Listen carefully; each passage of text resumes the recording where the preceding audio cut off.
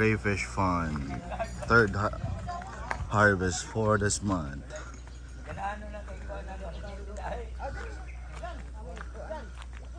Mas tamis ng gagmay. Ha? Mas tamis ng gagmay. Muna orderon Chinese gagmay. Kay sweet spot ba? Ikaw lang sweet spot.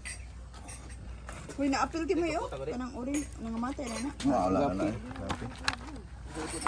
Salig mo ka kay daghan mo si kayo. Tilapia.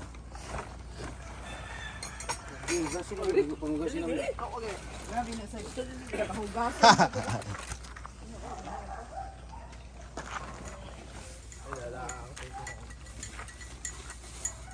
Mas tamis ni.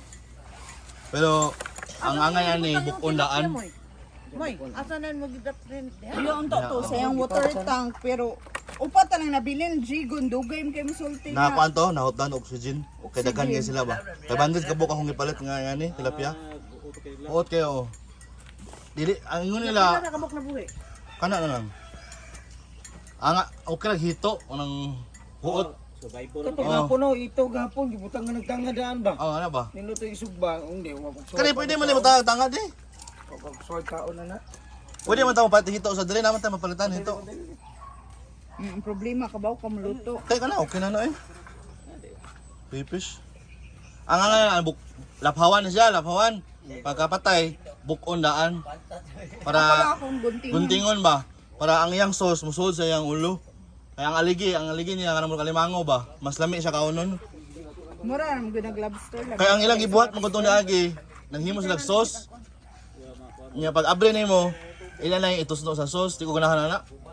Ang ulo dili nimo tilawan.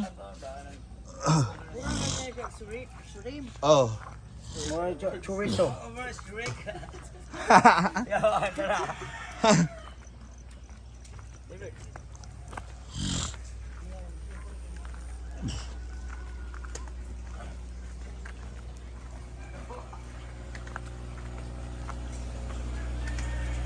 Another harvest for crayfish.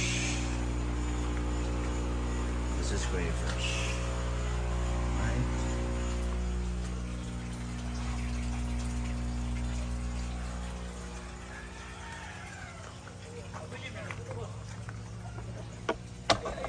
Morning coffee. Harvested crayfish.